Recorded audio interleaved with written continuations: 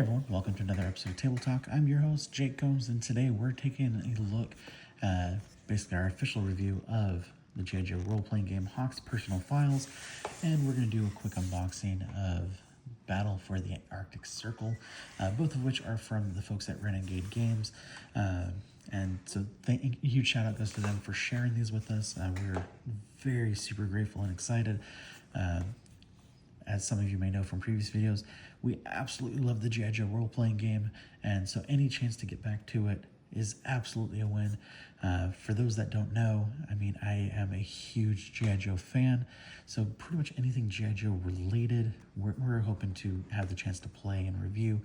I do know that they have a game coming out. I can't remember the name of their franchise for it, but they are doing a GI Joe release of it, and I'm hoping we're lucky enough to get a copy to review. But if not, may have to end up just picking up a copy ourselves because it looks awesome. And I've never played I believe it's Heroescape. Yeah, it's Heroescape. So a GI Joe release of Heroescape that is currently available for pre-order, if I remember correctly. The Battle for the Arctic Circle is already out. Hawk's Personal Files at the time of recording is available for pre-order as well. So this is not actually officially out yet, but that doesn't change the fact that we're going to go ahead and take a look at it right now.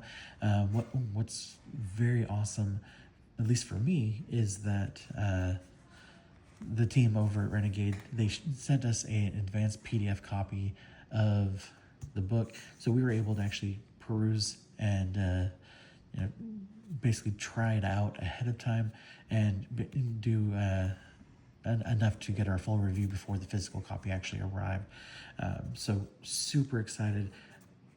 So I'm going to tell you right off the bat, if you are a fan of the GI Joe role-playing game and you like the GI Joe faction themselves in it, this book is an absolute must-have, especially if you're one of the DMs.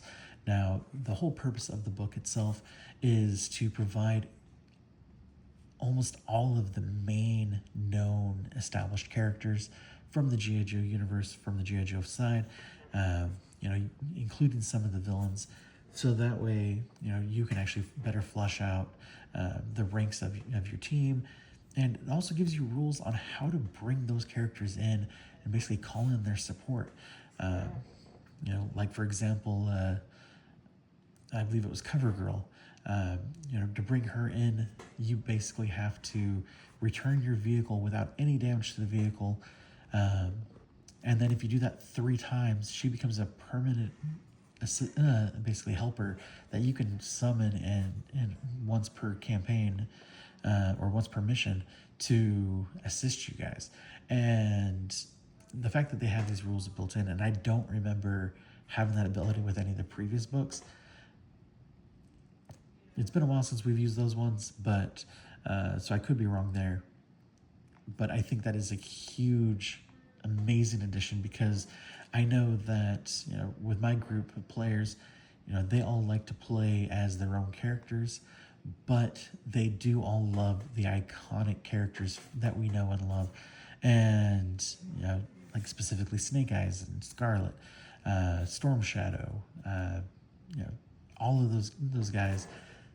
Duke, Shipwreck. There's so many fantastic characters in this universe that Larry Hama has created, and so getting to bring them into your game itself is such a huge, amazing addition. I know the previous books were centered more around allowing you to play some of those characters, where this allows you to bring them in to assist.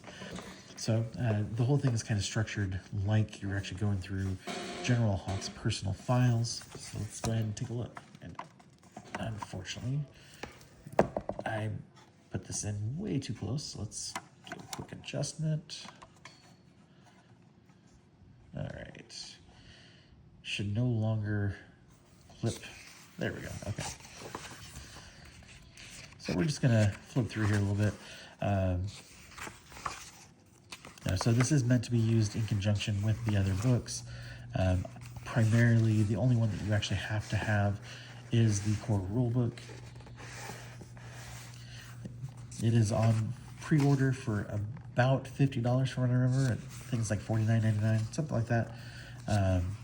And honestly, if you are a fan of the role-playing game and want to bring in some of these classic characters like rock and roll, I love the fact that they use the vintage box art or package art for the actual figures for each one. And then like Shooter, I don't know if that was originally a character or if that's one that they created just for this. I do not remember that character by name, but it may have had a toy.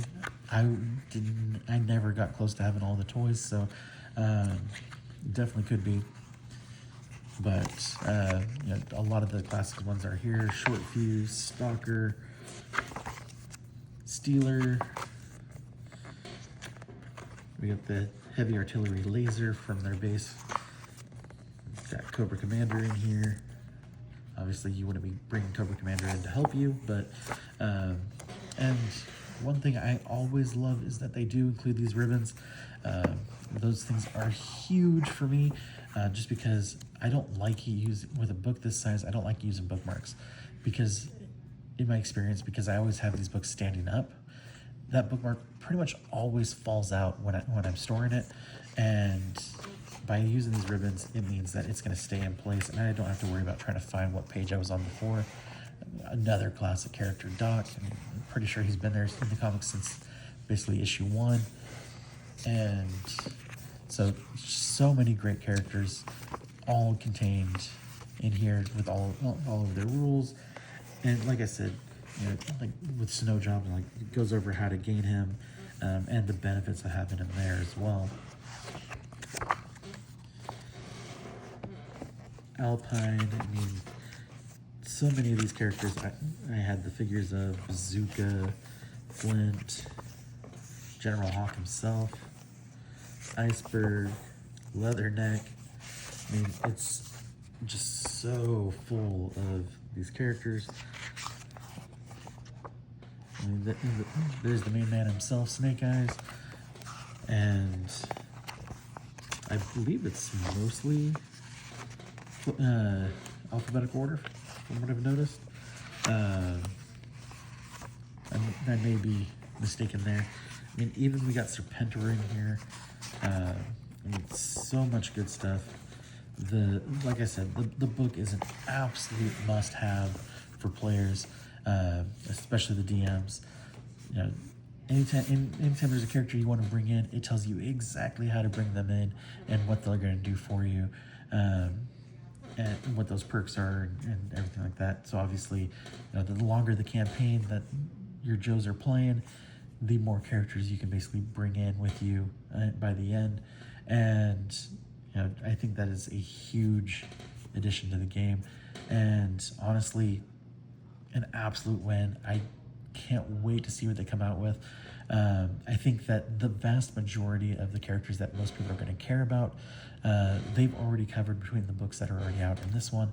And so I think that going forward, I think it would be amazing if we focus more on actual campaign books, you know, kind of like the very first source book that we got when the game launched, and do more of those, cover more of the classic storylines from the cartoon, from the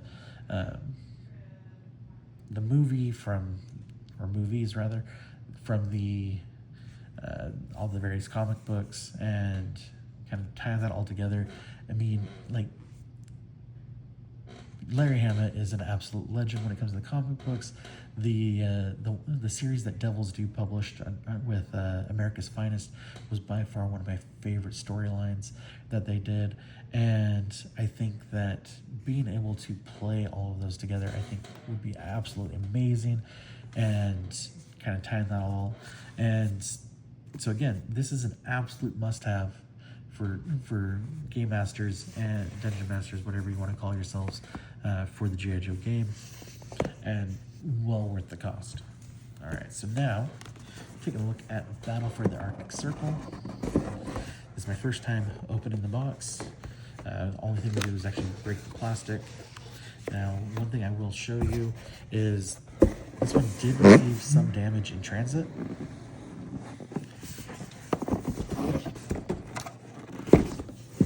So in this corner right here, it's kind of worn in. I'm gonna have to tape that up to reinforce it, so that way we don't have any further damage, because I am not super gentle on the boxes, and I want this to last as long as possible. So here's our rule book. Now, what kind of surprises me is the matte finish. I mean, it feels like it's made with more like regular paper than like the glossy stuff that like most games would typically find. We have tiles. We have some of our commanders to pick from. Now, for those that have never played Axis and Allies, it's very much like Risk, from what I remember. It's been forever since I played it, since mid to early 90s. And so with that being the case, you know, I never got a chance to actually play it again, but I always fondly remembered it as basically being a more advanced version of Risk. And so the fact that they made a GI Joe version has me super excited.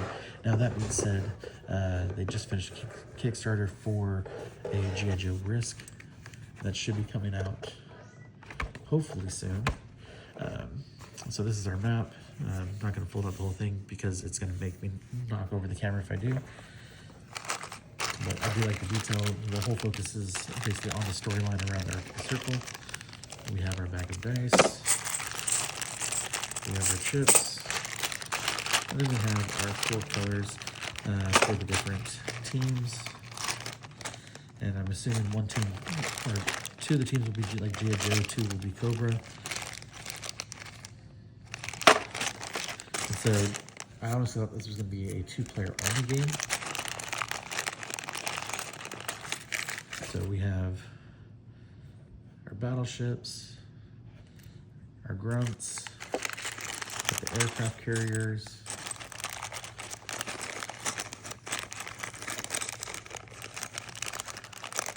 got some jets as well. So a lot of really cool options in here. There's even some of the classic tank-like vehicles as well from GI Joe.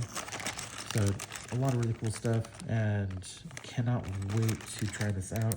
You know, like I said, it's been forever since I played Axis and Allies, and cannot wait to try out this version. GI Joe has been a huge part of my life. I mean, even like really for as long as I can remember. I mean, I even have, can barely see it, the Arashikaji Ninja Clan tattoo. So it is in the wrong place. With that, you know, all the jobs I had, I wasn't allowed to have tattoos on my forearm, so I had to put it on my bicep. But that allowed me to at least get it, but obviously I do know that it is in the wrong place. But thank you again to Renegade for sharing this with us. This version of Axis and Allies, it is also from created by Avalon Hill. I'm not sure how the two of them got together. Avalon Hill, basically, I believe they're the ones that do the Hero Quest games. And I'm not sure what else. So, you know, a lot of you know, great minds behind this. It's very cool stuff. Cannot wait to get playing. And that's it for this one. So I will catch you guys all next time. Thank you as always for watching.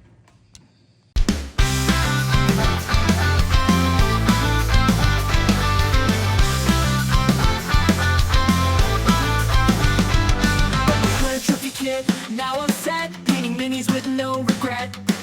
Set up fast, tear down clean. It's the slickest station I've ever seen. Whether Penny or Hammer, Walking Dead or Apex, create trophies, a kit that clears suspects. No clutter, no stress, just pop and play. Take your squad and save the day, hey. I tried the rest, but this one slays. From dungeon crawlers to sci-fi rays, it's my go-to. tabletop gem crew trophies, the kit, yes ma'am. So if your hobby is like me, here's the link to paint stress free. Join the fun, let your colors run free. Whether they're painting Warhammer, The Walking Dead, or Apex, crew trophies, the kit that clears specs. No clutter, no stress, just pop and play. Put your squad and save the day. I've tried the rest, but this one slays. From dungeon crawlers to sci-fi rays, it's my go-to. My tabletop gem crew trophies, the kit, yes ma'am. So if your hobby is like me, here's the link to paint stress free. Join the fun, let your colors run free.